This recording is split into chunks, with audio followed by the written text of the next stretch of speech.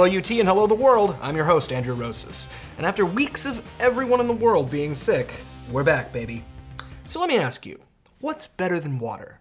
It's refreshing, it takes our waste away, and without it, we waste away.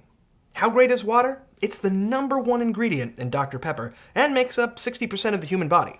Except for me, who's 60% Dr. Pepper. But for a lot of people in changing and shrinking cities, clean water, that thing that helps us not die, isn't always so easy to get.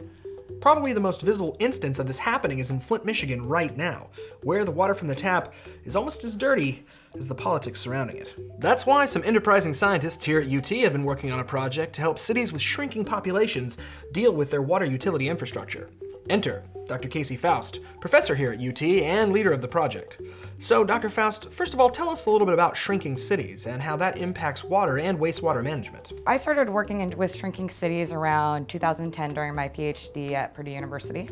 And I started working with when I actually saw an article in the New York Times about urban decline. And I took it to my advisor and I said, there's something going on here, I don't know what it is, but you can't operate a system that's meant to support 50% more people and not have any problems. So I really started looking at this and noticing what was shrinking cities. I actually hadn't heard too much about them. We don't talk about it in the United States. And I found out that we have 21 medium or large cities in the United States that have had chronic urban decline for multiple decades.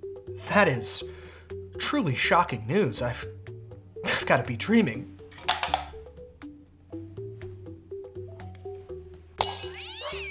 So how does the city's population shrinking affect utility infrastructure costs for the remaining population? To operate a system, there are fixed costs and variable costs. And so for the fixed costs, it means that just to keep the system on, this is the amount of money it's going to take to operate it. So if you have more people, you have lower per capita costs.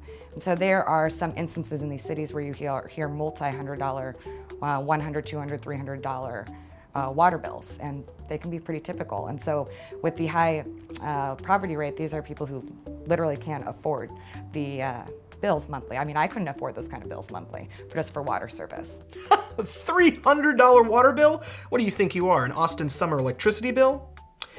So in trying to study these problems and find ways to stabilize costs and find clean water sources, what obstacles did you face? There was a couple challenges. One of them is that we're very growth-centric in the United States. And so the idea of saying we're going to reduce the size of your grid to meet the current population is not something decision makers want to hear, because a lot of times they're elected officials. And so you're saying you're accepting a smaller population. And that can be very problematic because you're saying that you're accepting the fact that you're shrinking as opposed to growing when you actually resize that, as opposed to embracing it and saying, well, if we resize this, we can actually improve services. What are the goals of this study project going forward, and how can cities implement these solutions if they want? Demonstrating that we can actually reduce the footprint, which is going to save on maintenance and operation costs, and will also improve the level of service. And through the public perception modeling, we're trying to find out where that disconnect is to say, well, how can we tailor outreach to different demographics, different areas, different cities in different ways, as well as present alternatives that are going to be accepted by the community and sustained long term. My thanks to Dr. Faust for talking with us today about water utilities and how America can adjust to growing and shrinking pains. And I feel really lucky to have access to clean water, and if not, Barton Springs is just down the street. We'll have to get better at yoga, hula hooping, and get a blue healer with a bandana.